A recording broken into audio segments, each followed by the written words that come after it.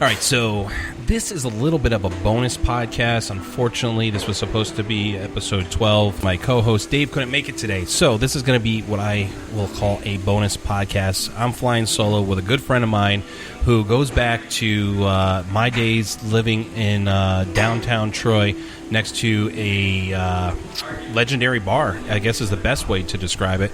Probably one of the first craft bars here in the Capital District, the Ruck, and this guy was a bartender back then. Now he's moved on to all new levels, and he is probably one of the people that you can thank for having some of your favorite beers in the Capital District. That's coming up in the next few seconds. The Capital Brew Podcast with 20 North Dave and Nick Lee. What's brewing in the 518? All right, so today, like I said, is a little bit of an off day. I normally have another guy with me, so I'm going to have to carry this load all by myself.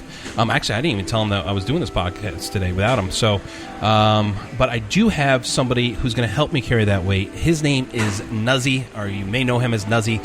Was a legendary bartender at a legendary bar called the Ruck back in 2005. Started in 2005. Yeah. Wow, man. I mean, how long? That was 15 years ago. 15 years ago, I worked there for 11 years. Crazy the things we've seen. Oh my God, it's insane. So Nuzzy, who do you work for now? I am the specialty brand manager for Craft Beer Guild of New York. Awesome. And what is it that you guys do? So we distribute beer, wine, spirits, and cider all over the 87 quarter of the state, all the way from Canada to the McLean Avenue in the Bronx. Oh, wow. How did you get into that? When I was working at the Ruck, I bought a lot of beer from CBG, and I decided to try my hand at sales. Mm-hmm. And moved over to the sales side. I was the on-premise guy in Albany, hitting up all the bars here in Albany. Nice. And eventually worked my way up to this position. Yeah, you, if I remember correctly, back when I was in radio, I used to work for a company that AJ Bowden, he used to have the On Tap series. Yeah, and you guys had the Troy On Tap, and I think that's probably the last time I seen you. And you were, at that point in time, you were the beverage manager for the Ruck. Yes. Back then. Yeah. Running the Ruck was a great experience in my life. Taught me all about beer. Yes. Drove me to become a certified Cicerone and understand more about beer than I think I know about anything else. And, it was an amazing experience of running 32 taps, a cask line, cans, and just packing the place as many times as we could. So we're not new to the whole idea of the Cicerone. We have Kevin McCurkin who's on all the time. I think he's like a level 2. Yep. But some people might be listening for the first time today. What is? So a Cicerone is kind of like a sommelier, mm-hmm. but for beer. It's very similar. There's 4 levels to it. The first level is certified beer server. Second level is certified Cicerone, which I am, Kevin is, Dave who owns the Ruck is, quite a few other people in the area. Then there's the Advanced Cicerone and Master Cicerone. Wow. Master Cicerone, there's only, I think, 13 right now in the world. Wow. So that's a very involved test, to tell you the truth. It's 2 days, and it's, I guess it's got a lower passing rate than the bar exam. So wow. That's crazy. Yeah, pretty nuts. Yeah. Obviously, you started in 2005 at the Ruck. I don't know. So was that your first introduction to craft beer? My first introduction to craft beer, honestly, was working at the Ruck. One day, the owner came in, and we were trying to start new taps and brought some new beers in.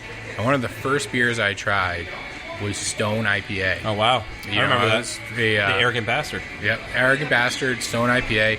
Used to just drink Bud Light in college. You know what I mean? Bud Light was an expensive beer in college. Yeah.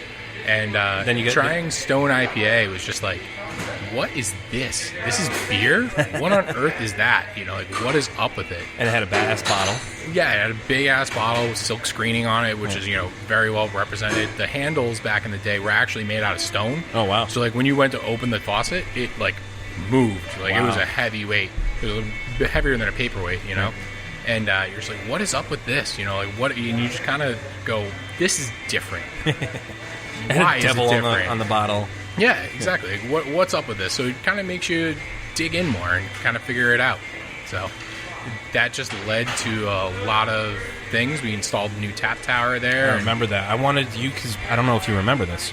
You guys used to have the gauntlet where you would have to go and you have to drink 1 pint of every of the 20 taps. Yep, running the gauntlet. Fortunately, every time I ended up at the Ruck, I was already drunk. And I'm like, next time I come in here, I'm going to be sober and I'm doing the gauntlet. I'm getting my name up on the wall. Yep, that was a little bit of an underground thing, which is cool. Like, it kind of just spread its name around, and people tried it. Some people succeeded, but it when we started open for lunches, it became a lot more attainable. Yeah. So you had more time. You had plenty more time, so instead of like... I could easily see it being like 4 o'clock and having like you or B-Rad or... what was Tommy. Who? Tommy Campbell. Yes. Sitting there be like, all right, look, we're closing up. You got to go. Mm-hmm. But back in the day. I got 2 more beers to go. Yeah. That was a fun challenge. And depending on the weather and like the time of the year, you can be strategic about it. Like, you don't want to do it in winter. There's a lot of heavy beers on in winter. You want to do it in the summer. The pills and the pills and wheat beer. Like, we can make this happen. So, it's funny. I was in the Ruck recently, and I was talking to Dave, and Dave still to this day speaks very, very highly of you, and like I said, all those guys from back in the day when I was going. I remember. I think I snuck into the Ruck once before Dave was an owner. Yeah, I know. And I had some friends that were living in Troy, and we went in there once. And I think I might have met Dave then for the first time. This is probably 2000. And in 2000 I was 20. So, but yeah, then I came back in 2005, and I was like, this is my bar. It was nice that I lived a block away, but now that I live in Troy, this is my bar. The motto of the Ruck forever and always will be, it's an all-nations pub, and, it's a place where anybody can go. Yeah. And there's a beer for everybody on tap. There's wine, there's food, there's liquor, there's cocktails, there's anything you want. Yeah. The Ruck is it for you. So I've also been kicked out of there before. Yeah, I mean, everyone has at least once, right? True. Yeah. I think it was just the one I only got kicked out once. But yeah, I love the Ruck. But enough of the Ruck. You, sir, now have one of the most awesome jobs that a lot of people should be grateful that you're here, because you do what? I am a brand manager, so I look for and bring new beers to New York and increase their distribution footprint and bring them to the state for the first time. I also work with a lot of local breweries like Woodstock, Crossroads, to help them gain some more distribution in their footprint. Previously, if you lived in Rockland County, you could never have a Crossroads lager. No. But now you can. You can go to a million different places and get these beers. And so they have a lot of great beers not too far from Rockland. Yeah. Industrial Arts. Yeah, Brooklyn. Industrial Arts, Brooklyn. Yeah. But that's what we do, is we find, and it's a really tough job. I got to go out there and I got to try a lot of different beers. But we find really good beers and bring them to the state and make it so you guys can buy them in your beers, your bars, and in your grocery stores and in your local beverage centers. Who handles Buffalo? I don't go as far west as Buffalo. We're actually in a big family of companies. We cover 13 states, and we have 4 different distributors in New York. So that's our sister company, TJ Sheen, who covers Buffalo. Awesome. They do a great job of bringing us Thin Man. Yeah. A couple other breweries out there, too. Yep. They distribute Thin Man out that way, which is awesome. Yep. That's one of the best things about right now in beer is that people love local. Mm-hmm. And all these small little breweries are like, man, listen, I don't have time to put beer in a van and bring it somewhere and get it to this guy.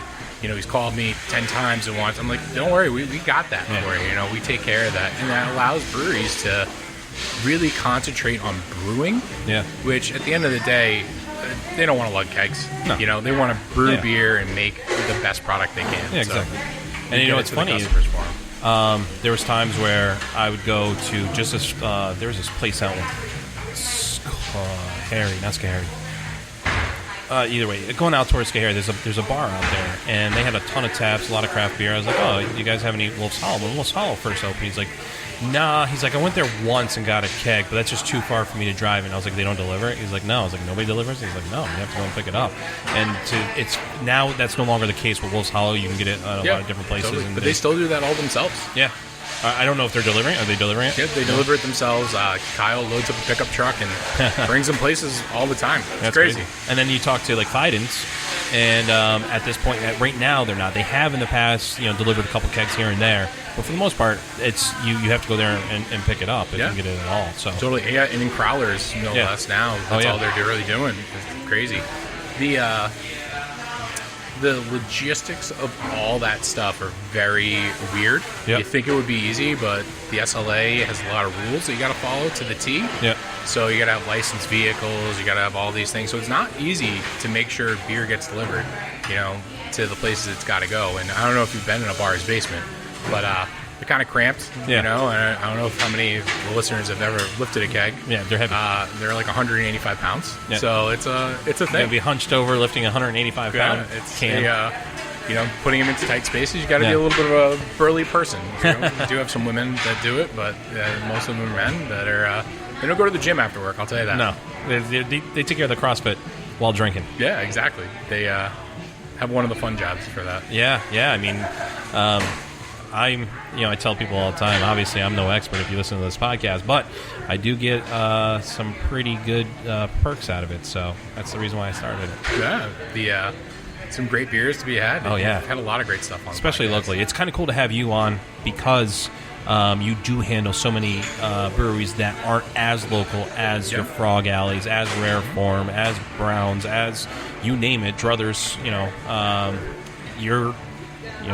You go and find the ones that we can't really get here locally, and bring them to us. Yeah, the fun thing about that is, pre-COVID times is you kind of pay attention to a lot of social media, who's doing whatever, and then somebody will trade you a beer. I'll ship them an Equilibrium can, and they ship me a Veil Another can. good one down there.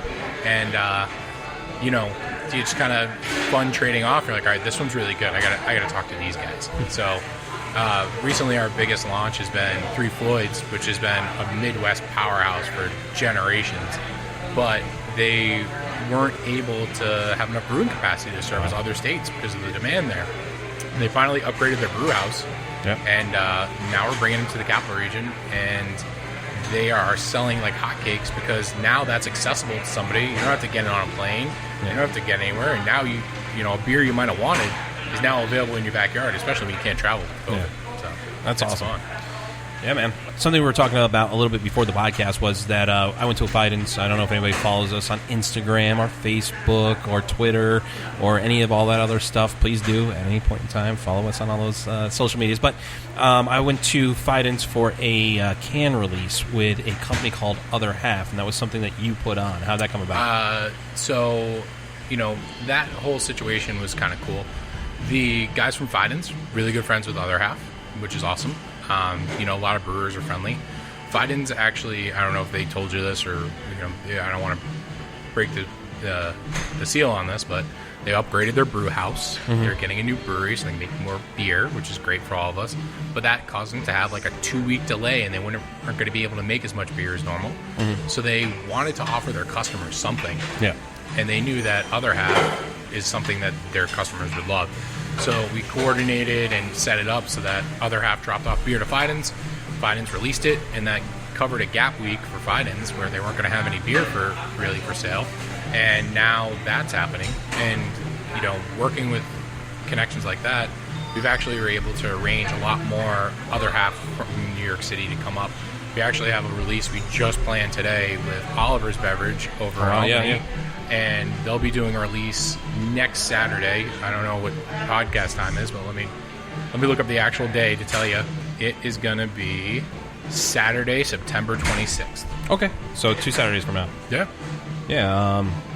Yeah, for sure. This will probably come out maybe Monday or Tuesday of next week. Cool, great. Tomorrow I'm releasing a podcast. Then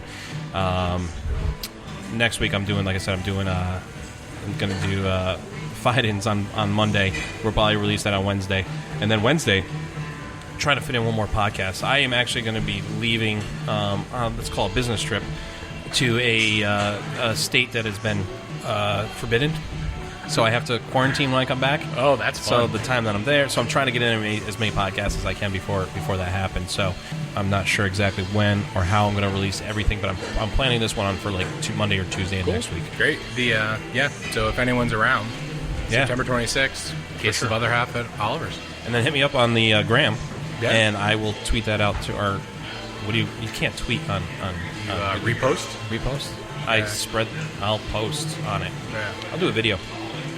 Going to Chicago. Oh, wonderful. A lot of good Revolution Brewery, Goose Island. Revolution, Half Acre is great. Oh, that's not beer. Oh, there's the right glass. Oh, boy. You ever sip the wrong glass? I'm just kidding. I need water, too. So, let's get to beer. We're drinking beer right now. What are we drinking? We are drinking 3 Floyd Zombie Dust. Oh, famous.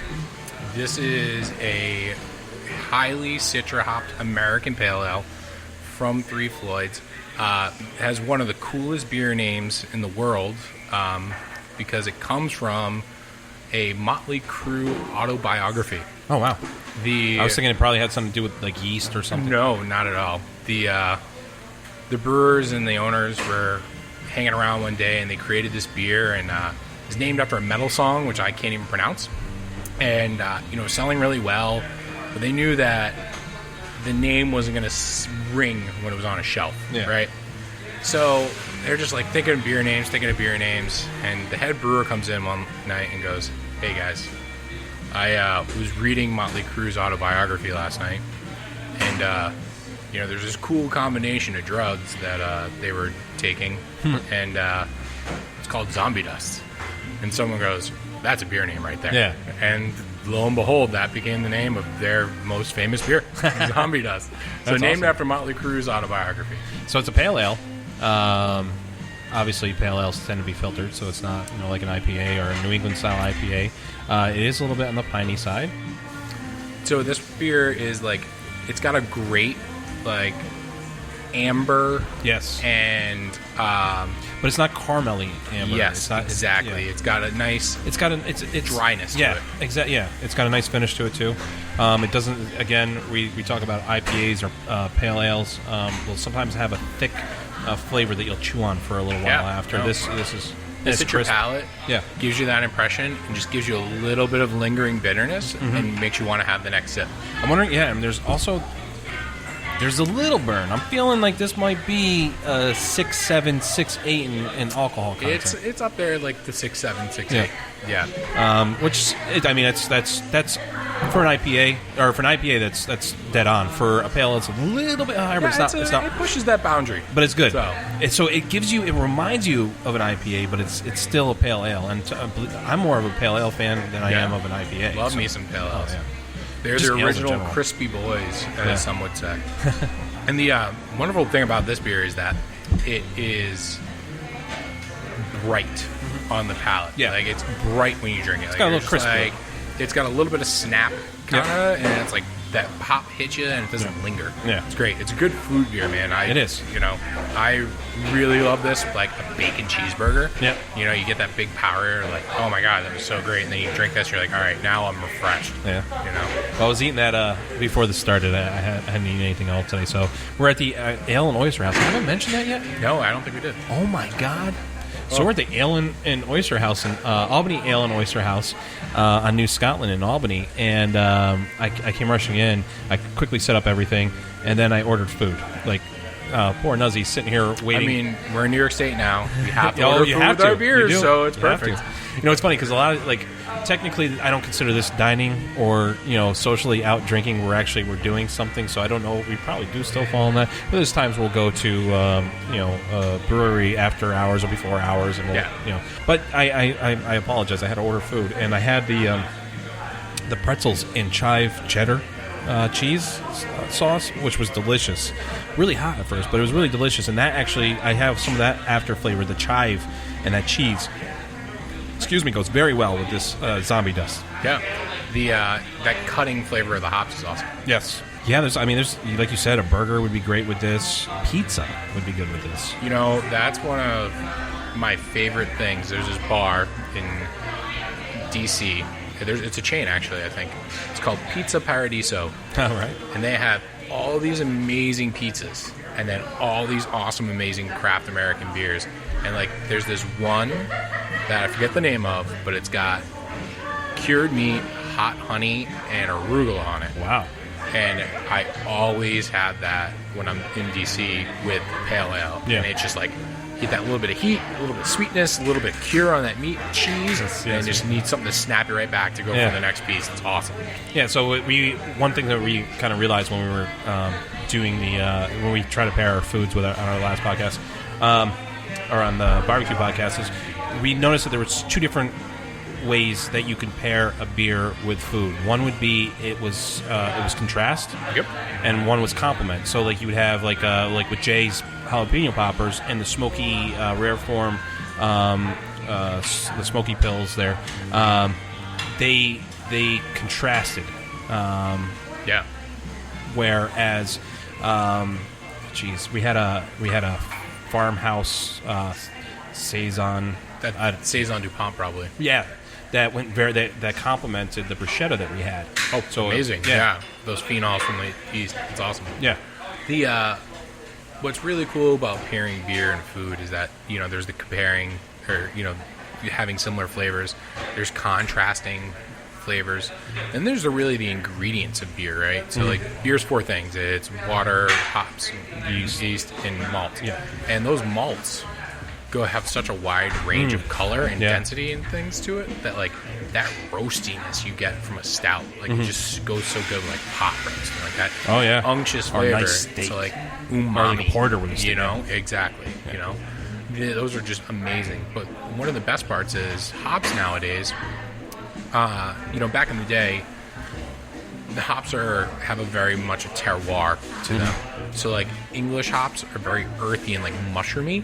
So like when you have that with a French onion soup, it's amazing. Yeah, a nice English hops beer. Yeah, that's actually it's a really good pairing. When you have a German Pilsner, which uses noble hops, they have like a spicy floralness to them. So like when you have a bratwurst, like that's a nice pairing to go with it. And American hops are doing crazy things now. Like we have piney, citrusy hops out there, and those are great, like Cascade. And now we're cultivating new hops. Like this is Citra. Yeah. This Citra hop is just completely tastes like lemon candy. Yeah. Right? And then we also have hops that taste like passion fruit and juicy fruit bubblegum. It's one of the big flavors. And now there's all these New Zealand and Australian hops that come in, and they even add to those fruity flavors. So now you used to be able to just be like, all right, well, you have an IPA with carrot cake, right? Yeah. That was just a go-to pairing for forever. Or you have it with blue cheese. Yeah. Now you really look at beer and you're like, oh my God, this one tastes like passion fruit and guava. I want that with ceviche. Oh, yeah. Like some crazy pairings you can do with IPAs now, just on the hops. So like it's really about like knowing those ingredients too, and it helps so much to make awesome meals for yourself. Yeah, it's something that we keep coming back to is that a lot of people pair wine with food, but really with wine, you don't have the diversity that you have with beer. You got white or red. Yeah, exactly. That's it. There's a lot of natural wines and orange wines and stuff now, but either way, you're really looking at either you're having a steak with a red wine or red sauce with red wine, like, when you go to an Italian restaurant, or you're having white with fish. Yeah. They can't pair, the one go-to thing they can never pair wine with is asparagus. Oh. That's like their kryptonite, right? And I remember having a conversation with somebody one day about that, and they're like, he was a sommelier. He's like, yeah, man, just until they throw that asparagus card at us, we can't do anything. And I'm like, oh, asparagus? Just have a wheat beer with it. Like, you have that grassy notes, like a grassy American wheat beer. And he was like, really? And I'm like, yeah, like, not like, a Belgian wheat beer, not a German wheat beer, but an American wheat beer, like Troke's Dreamweaver. Yeah. And he was like, all right, and he had it. And he was like, that's really good. I'm like, see it there? I gotcha. Yeah. Gotcha. There's no kryptonite when it comes to beer. Yeah. No, I mean, the worst comes, you just drink a beer. Yeah. And plus, if you drink enough, everything tastes good. Yeah, exactly. All right, so what's next on the menu? I think we're going to do... I've listened to the podcast a bunch. Apparently I missed Monday's episode, but I noticed there's not too many sours on the podcast. Oh, yes. So sours are really interesting. They're very hot style right now. I can't keep them in stock so far, we've only had one on the podcast, and that was actually the one that came out on Friday, and that was the Frog Alley. They gave us their watermelon sour. That's awesome. And it's neat, too, because when sours first came out, I thought it was a gimmick. I thought it was kind of dumb. I tasted it. I was like, it's just like a sour ale. Yeah. And then as I'm doing the podcast, I'm realizing that they're ales. But then the flavors have gotten a lot better. And they're not... Some of them, it seemed like they would just put... like overly sour to be sour, you know, in the beginning. Now you can actually feel the flavor in it. Yeah. The beautiful thing about sour is, I guess we should order one and I'll get into it. Like, how you make sour beer is a very wide range. Yeah. Well, I know of two ways to do it. Okay. There's the kettle way, and then there's a... All right, maybe I don't know. Something lake, like a Great Lake, visible lake, some big pan. So there's two ways to make sour beer in general, right? It's you tried to make sour Keegan. beer, and you dumped a bunch of yeast into it yourself to make this beer sour. Or bacteria. Or you let natural bacteria do it. Mm-hmm. So what's really popular in America right now is fruited sours that are kettle soured, which is when you take a lactobacillus yeast, Yes. inoculate it into your mash when you make the beer, and you normally have some wheat in there for the lacto to bite onto. And then after you've made the beer, you add fruit to it. In Florida, they do this thing called Florida Weiss, and what they do is they add the fruit before they ferment it, and that helps dry the beer out. But in the Northeast, man, we love those fruity sours. Yeah. So the next beer I think we're going to try is Interboro in the Park. Okay. It is a blackberry pineapple sour. Okay. Awesome. So I can't wait.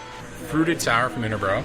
It is the In the Park blackberry and pineapple goza. So this is What's a goza? Fun one. So goza is That was the god on Ghostbusters 1. Yes, it was the Gozerg of the Gozerian.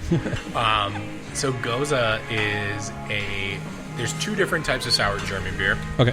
One is Berliner Weiss, one is goza. Berliner Weiss is made in one fashion where they don't add salt to it. Okay. And gozas have salt added to it, which helps balance the flavor a little bit, especially if you're making it fruited.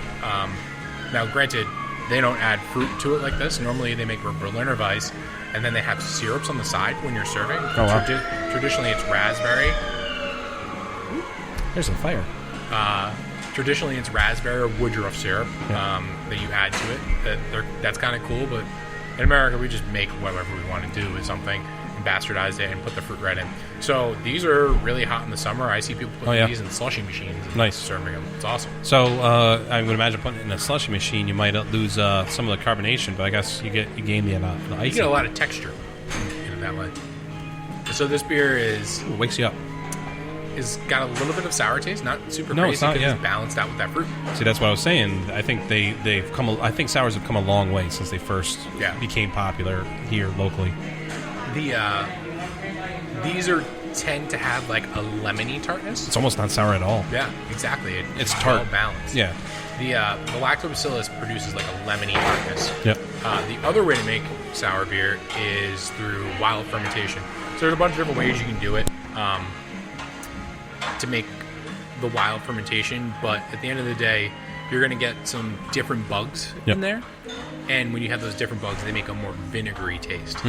So like when you have a Duchess de Bourgogne, it is a sherry beer, but it's got a vinegary taste to it, which is awesome with some salads. Okay. Oh yeah, makes sense. I take those and I put it in a little bit when I make the dressing for a salad, but like a goat cheese walnut salad with one of those like vinegary sours, amazing. Yeah. That sounds, bro, I'm so hungry right now, even though I just ate a couple of pretzels. All this talk about food and the smell of this place. It's great. Yeah, it smells good. Yeah. One day we'll have to come back. We'll do oysters and beer here. Sure. I don't like seafood. Really? Yeah. That was one of the things that McClurkin made when we were over there. I ate it. I tried it. Is it a texture thing for oysters, or is it you just don't like seafood? Yeah. Okay. There's some fish that I've had that's been good. I've had good swordfish before. That I was surprised that was good. But and I've gone fly fishing in Colorado and have had fried fish at the campsite. So there's nothing better than that. Yeah, right? it was pretty good. I mean, it's not something I would order, but rainbow trout. But it was good. That's great. That's funny. You don't like fish. That's cool. I know. Oh, it's right. I forgot. You're allergic to pineapple. I think. Yes. Yeah, that's right. That's funny. Yeah. Well, I'm a super picky eater. I actually cracked a joke yesterday that I have a palate of a 3-year-old. Gotcha. So there's no things that I do like. I mean, there's a lot of food that I like, but there's a lot of food I don't like. So, but it's still, I like all the best foods. Good. Especially when it comes to like barbecuing, steaks, and pasta. And that's one of the other things I love to do is I'll smoke a calzone. Oh, that's awesome. Yeah, I made spaghetti and meatballs. And I smoked the meatballs and then put it into the sauce and then made the sauce. I made the sauce and added it in, and the smokiness that came out of the meatballs was phenomenal. Awesome. I've been toying around with a lot of different things with my grill, and another thing I've done is obviously pizza, wood-fired pizza. I got to throw a pizza stone right up on the charcoal side with some logs of wood and fire Nice that. hot heat. Oh yeah, Yeah. it cooks fast. That's great. It's good. I do a more grandma style pie at home. Oh yeah. Yeah, the big tray with butter. Yeah. And I make the dough and then I stretch it out. It's kind of like focaccia almost. And we make it in the winter normally because it's too hot in the summer. But you put that tray in there, man, and get it crispy on the bottom with the butter, kind of sizzling it. It's awesome. Yeah, bro. I love to cook. Unfortunately, I got to cut it back a little bit. Yeah. The gyms are closed. They just opened up again, but I mean, I haven't gone back to the gym. It's hard to work out in a mask, and on top of it, excuse after excuse, but I got a condition called Hashimoto's, which it makes it really hard to lose weight, but really easy to gain weight. And then I started a beer podcast, so it's a disastrous storm. Anyway, back to the beer. This is delicious. I definitely taste the berry. The berry, the pineapple is a little more subdued. The sugar and pineapple kind of ferments easily. That pineapple is actually it's in the second half of that sip, and it's funny because especially with ale, or not ales, but especially with fruits, the yeast, the sugars will eat, or the yeast will eat away at the sugar. Yep, exactly. So much, and you lose some of that sweetness. Yep. Like Great Flats, we had a pineapple wit over there, and it wasn't very sweet. Now I don't know if it's the sour that's tricking my taste buds into thinking it's sweeter. It is actually because the sugars in yeast keeps eating sugar to make alcohol. That's what it does, and it'll eat that sugar but leave the flavor. Yes, and exactly. Make the beer drier. So this beer has got a little bit of residual sweetness from the brewing process to counteract that, which is awesome. All right, and what was this called again? This is In the Park. In the Park. I'm definitely going to drink that again. It's an amazing beer. It's good. They do a whole series of different sours that have different fruits. I think the next one we're getting from them is called Parks and Rec. Okay. WRECK, like the show. Oh, okay. And that's got a bunch of different fruits in it, and it's just, people love experimenting with them. It was funny, a few years ago, you'd hear people say, fruity beers, these microbrews and all their fruity beers. Maybe we've come a long way, but I never remember, the different, like, your wheat beers with the orange or grapefruit and the, really it's come a long way. It tastes really good. Or maybe our palates change, as a community. The communal tastes are leaning more towards that sweetness thing, and it's actually even in IPAs, they're putting vanilla in them now. Yeah. And it actually goes back to when you were a baby. Oh, yeah? So when you're a baby, and your mom's getting all the baby you food tasted had vanilla in it. Yeah. Those little puffs you have that you give the kids now? Yeah, they're vanilla flavored, right? So everyone loves vanilla. Yeah. So they bring those flavors back. That roundness in hazy IPA now that they have is it brings you back to some of that. It's fun. That's awesome. It's smart, too, on their behalf. What do we have next? The next beer we have is from Hudson Valley. It is a beer called Type of Way. It is one of their Pilsners. Yep. And I personally like it. This one features Saaz hops. Okay. So those are a noble hop, which is a very old family of hops from Germany. And this is going to be really crisp and light, and goes great with the mustard from our pretzels that we had earlier. Awesome. So.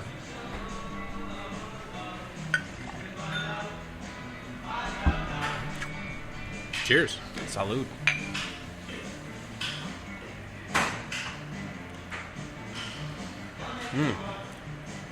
Clean, crisp. For a Pilsner, that was surprising. Yeah. It is clean. It is crisp. This is a great summer beer. And it's funny because the crispness of it does...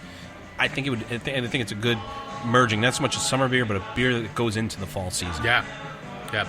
It's kind of like walking out on a fall day, that crisp air. Yeah. That's kind of what you think of. There is some aftertaste in this I'm having a hard time placing. There's a little bit of grassiness in it, like fresh cut Yes. grass. That's definitely in the back end of it. Is that from the hops? Yep, absolutely. Saaz hops. Yeah. So when what was it? Sam Adams made Noble Pills. Yep.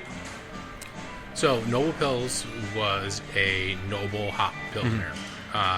There's 4 noble hops. It's Saaz, Hallertau, Tettnang, and Spalt.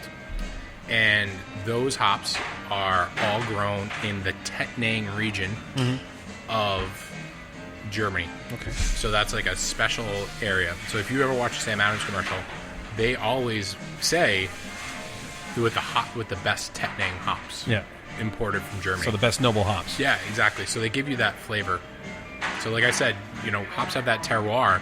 So this beer is known to have that Saaz hop with that sharp bite. Yeah.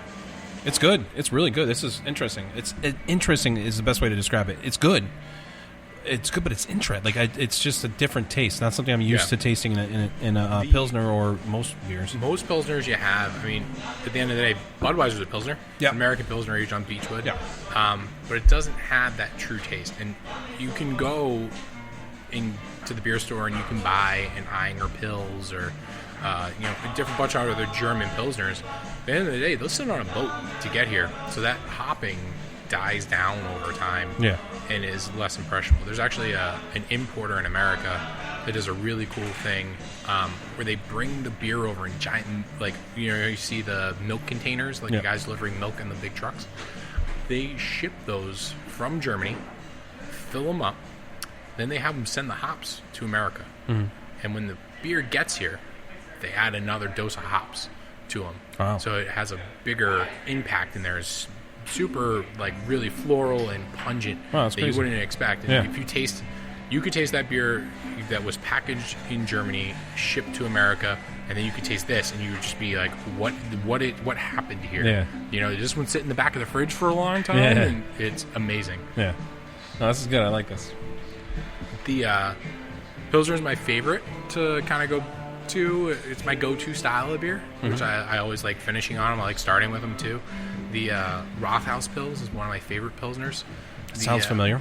It is a Pilsner from the Black Forest. Okay. And their logo is a pine cone. Okay. Which is, it's in the Rathaus, I guess, is the pine cone there. Oh, wow. And it's highly regarded by all brewers. Yeah. If you say, hey, that's probably what, it sounds familiar. If you're going to go to a brewery, bring them some Rathaus. Yeah. They'll love it. So that's a go-to for sure. Where do you get that? A lot of brewers. You can get it at Oliver's, you can get it at Westmere. Troy Discount Beverage has it. It's everywhere now. Wow. It's great. It comes in 6-packs with gold foil bottles. It's amazing. I gotta try it. Gotta get some to bring to some of the brewers. Though I can't. It's funny. Everywhere I go, like yesterday, we left Whitman, and he literally gave me just this massive cardboard box filled with beer. And I'm running out. I got to get a new refrigerator at home. I had another one, to put stuff into. I'm not running out of beer anytime soon, which is good because I might not be able to buy beer for a few weeks coming up here soon. You should talk to my wife. Okay. There's multiple downstairs refrigerators. Yeah, there's some buttons on my phone that make beer show up at my house, and my wife is like, "What is here? Why is there a delivery truck backing up into our driveway right now?" And I've heard a rumor that it's temporarily legal to have beer shipped to your house from a brewer. Yes, you can. In-state brewers in New York State can ship inside New York State right now, which is awesome. Yeah. They can ship to D.C. and a few other states out there, which is great. And I know I ordered some 3s delivered to my house one day during the pandemic. I was just like, this is available there. I'm going to have it shipped up. Yeah. And had it shipped over to me, and it was awesome. Comes in a nice box, stays pretty cold, and right in the fridge. Yeah. It's awesome. So what do we have coming up here in the next, in our future for Nuzzy? In the future for me, I'm getting ready for our planning season for beer. We take a lot of time in the fall to look at the trends of the year and build out what we're going to do and help brands build and look at some different styles that they should make and kind of help them plan on better ways to get to the market and find that what's the demand. Yeah. You know, the brewers, as we said, take a lot of time brewing beer. Yeah. And that's amazing. They don't interact with the consumer as often as we do. No, yeah. So when we have to give that feedback of, hey, you know, I think this beer is 8.5%. I think if you made some 7% beer, we'd sell more of it. Yeah. You know, that's a common feedback we give to a lot of brewers. And they're like, no way. That beer is great at 8.5. I'm like, that's fine, but take the same style of beer. Yeah. Let's make it 7% and see what happens. And they go, oh my God. That's the number one seller in my tap room. Yeah. I'm like, yeah, man, the guy can have two of them instead of one. Yeah. You know, the guy can drive home after two. Yeah, he doesn't have to Uber after. Yeah, he's like, oh my God, this is amazing, you know? And like I said, local is the number one thing in beer, so we're always looking for local breweries to partner with and help distribute. How can people reach out to you if they want to? They can reach out to us at craftbeerguildny.com. You can sign right up through there and click on the About Us tab. My email's right there. Nice. To get a hold of me. It's great. You know, we find local partners, and it's funny you're talking about Whitman. We actually just finalized the contract last week with bringing Whitman to the greater capital region. Yeah. Which is awesome. So Keegan and I are meeting on Tuesday, and we're going to tell him I said hello. A plan. I will, definitely. I'll tell Mike you said hello on Monday. Yeah, perfect. Or at Fidens. Yeah. But that's what I plan for the fall is some aggressive planning and trying to figure out what the world is going to be in COVID. You know, normally, you know, I was telling you before we started that 80% of the beer sold in the state is in grocery stores, right? Yeah. And that's mostly because it's guys grabbing their 30 racks and everything. And, you know, for craft beer, there's always like 30%. Yeah. And over COVID, it has been a ridiculous number. It's been through that grocery channel. So, you know, identifying like where are the opportunities in the independents, because we love independents. You know, nothing against the grocery stores or the corporations. They're going to do what they do, but like a lot of times we're in it for the small guy. Mm-hmm. So we love to work with places like Ale and Oyster to make sure that they have the best to-go beer possible for their customers. And, you know, this is a nice local place. It's you know, half the guys in the neighborhood come here to grab their beer after work. And we want to make sure that they have the options that they need, you know. So those kind of planning steps is what is all about the fall for us. Oh, for sure, for sure. What's the next beer that you have coming that you're super excited? The next beer I have coming is from a friend of ours at Threes. They have a beer called Here You Go. Yeah. And I always love it because as a salesman, you're like, hey, here you go. You know, we're just here you go. Here you go. But it's a great hoppy beer. It's nothing. They don't make those super bitter bombs, and they don't make those super hazy beers where you're going to be chewing on them. Yeah. They just make nice, clean, hazy beers that go out there and you can just drink 5 of them, which is nice on a nice day. And also, personally, it's weird. I'm supposed to actually be at Oktoberfest this year, but obviously that got shut down. So for a couple of friends of mine were going to Berlin to run the marathon. I'm like, well, you know you're going during Oktoberfest. Like, I'm going. I'll support you during the marathon, sure. My girl was just supposed to do the Boilermaker before this all went down, and I'm like, yeah, I'll go. I'm not running that race, but I'll go. Go hang out at Saranac for sure. Oh, Max Brewing? Hell yeah. Yeah. But yeah, I was going to Germany, and had it all planned out, and obviously the kibosh was on that.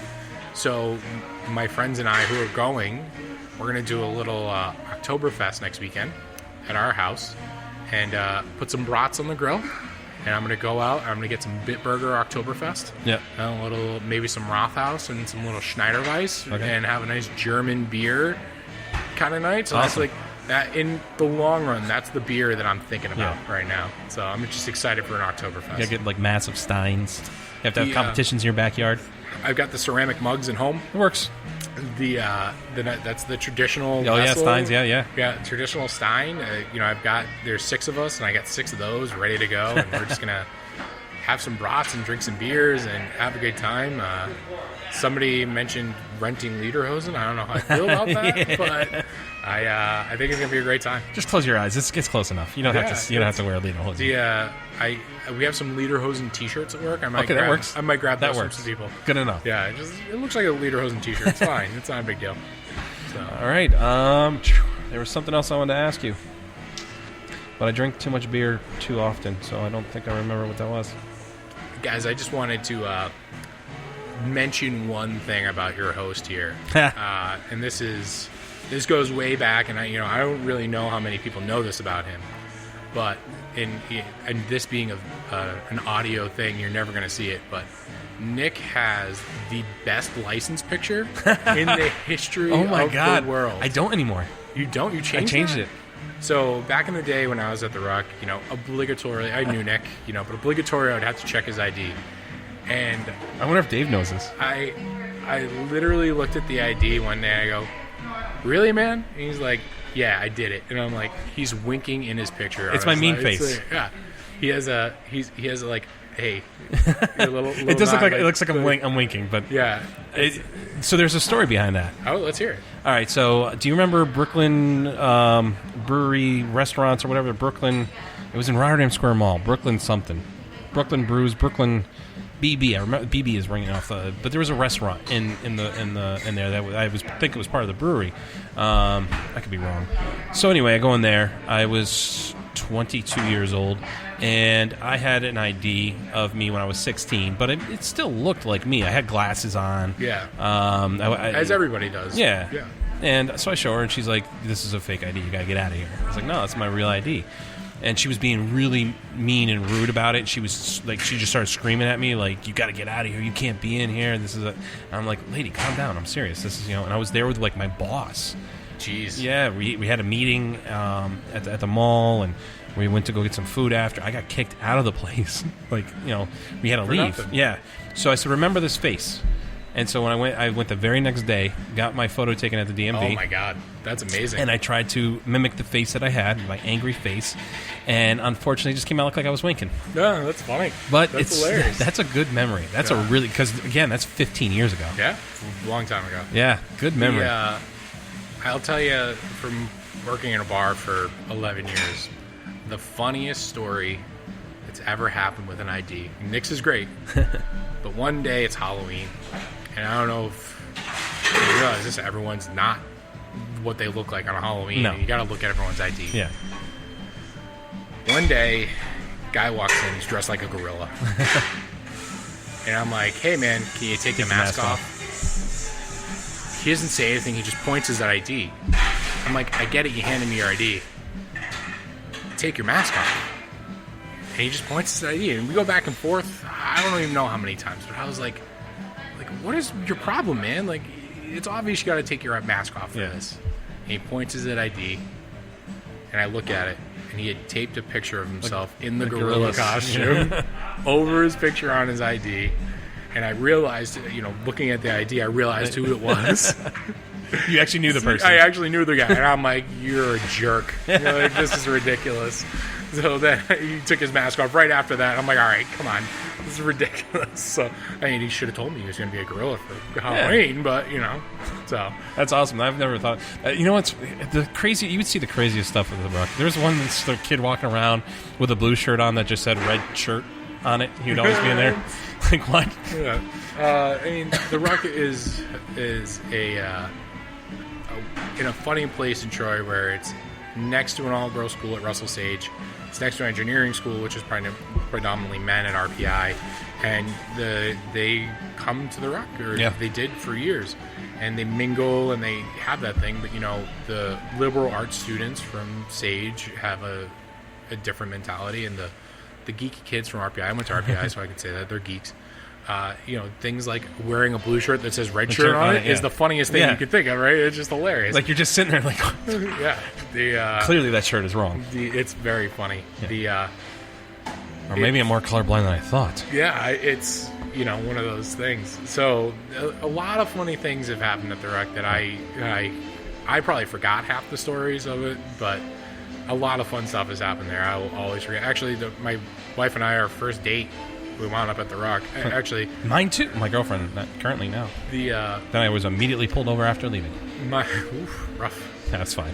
One of the other guys from the Rock came over to me one day, and I was hanging out with my girlfriend, and we just kind of started dating at the beginning, and he looked at me and said, "Hey, are you guys together? Are you together?" And I'm like, "Man, you put me on the spot. Like, I gotta answer this question." Yeah. And it's your first date. I had to say, it was like, we had been friends for a long time. We started dating, and I was like, "We're together." And after that, 13 years later, we're still together. Now you're together. Yeah, exactly. So. Yeah, my first date with the beautiful Jessica. The beautiful Jessica. She gets mad at me when I describe her as my girlfriend on the show. We first met at the ale house. I had 2 drinks there. Then we went to the Rock. We hung out for a little while. It was our first date, and she brought just a little comfort blanket, 20 of her closest friends. Oh, yeah, definitely. And I know none of them except for one person. So it's a little awkward, and I was finally, when we got to the Ruck, I was able to kind of distance myself with her from her group of friends, where we could actually sit down and start to have a conversation. Believe it or not, we found close, or like solitude, in the more packed bar of the Ruck. Just because at that point in time nobody's paying attention to. So we actually were able to learn a little bit more about each other. And I went and I had a beer there, and I was just talking so much. I kept getting like when you really get locked in a conversation, I'm sure you've had with your wife, and your beer gets warm. Like you stop drinking. So I mean, when your mouth's moving, you can't feel it, right? Exactly. We're just having this great, awesome conversation. I didn't realize it. We were there for like 3 hours. It felt like 15 minutes. So I ended up putting my beer down. It was too warm. Didn't drink it. Obviously, it's been hours since I've had the beer at the ale house. I actually, as I'm walking out, I probably should not be telling the story, but as we're walking out, hey, and she turned around. As soon as she turned around, I kissed her on the lips and said, "Hey, I gotta go, and let's do this again if you want." And she said, "I'd love to." So, all right, got in the car, drove away. 5 minutes later, I'm calling her saying, "Yeah, so your lawyer friends that were there today, I might need their help." I'm like, "What?" I just got pulled over. So our very first day, I got pulled over. I was actually doing 60 and a 30 because I was going over the bridge into Green Island. Oh, and I was thinking I was getting on, down further on Route 7. Yeah, like a highway on-ramp. Yeah, I wasn't. I was going through a neighborhood. Yeah. Were you in the Green Island cops or the Troy cops? Green Island. Green Island is good people. Is that section, if those in the capital region probably know it well. When you get off 87, you come to the Collar City Bridge. Yep. That is the biggest speeding trap in New York State, from what I hear. I believe it. Just a small little section. I destroyed it. I went through that at twice the speed limit. Yeah, that was probably a fun ticket. Yeah, well, I don't know if I should be telling the story. They let me off. Wow, great. They thought I was drunk. I mean, after speaking to me, but that's the reason. Of course. Obviously you were speeding. I was like, "Sorry, bro. I thought I was getting sorry, officer. I thought I was getting on the highway. I thought it was one more bridge down, and I used to live in Troy, so this is kind of embarrassing." He just started laughing. He's like, "All right, well, I need you to step out of the vehicle." I'm like, "Oh, great." But yeah, no, it went well. That is hilarious. That's stuff that happens the first night. Oh yeah. And then there was our fake first date, where we were raising money for LLS.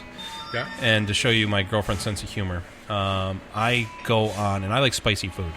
And Buffalo Wild Wings has their blazing sauce, which is supposed to be really hot. And they have the blazing challenge where you have to eat a certain amount of wings in a certain amount of time. And so we went to Buffalo Wild Wings in Clifton Park, and we did the challenge. And now she does not like spicy food. And, so we're doing this, and we're just wolfing them down. And the waiter, obviously, he's helping other people. So people are walking by us, and they see just 2 maniacs just wolfing down these wings, having no clue that we're doing a thing called the Blazing Challenge. And people keep, stopping to talk to us, but we're, too busy. I'm trying to raise this money for LLS, the Leukemia Lymphoma Society. Trying so hard to raise this money. I don't have time to talk to people, but at one point, my girlfriend just pulls a wing away from her mouth, completely filled with food. She's like, "It's our first date." That's a great first date story. You gotta have a great first date story. Which is funny because it was literally a year after we started dating. That's funny. That's amazing. All right, Nuzzy, we're going to wrap this up. I had a great time today. I can't wait to have you on with Dave. We got to do this again. Yeah, absolutely. You got to give us the inside information on what beers are coming and what to look out for, and then maybe we should do a food pairing podcast with you. Yeah, coming up soon too. We should do desserts. Oh, for sure. We haven't Everyone done that loves one dessert. yet. You know? I see a lot of porters and stouts and some other maybe. I see some possibilities there. We're gonna do one of my favorites is a nice lambic float, Okay. and you would never think that something so sour would go so great with vanilla ice cream. Where did we have? We had something lambic recently. I think it was Majak had a lambic. What is it? That's the. It's a Flemish style sour beer. Okay. Yeah, I think we've had something recently. But again, drink too much. Yeah, All right, man. We'll do this again real soon. absolutely. All right. Great to have me. Thanks for being on, Dave. beer. Next time, I can't do this without you. I was a horrible wreck. I did a bad job.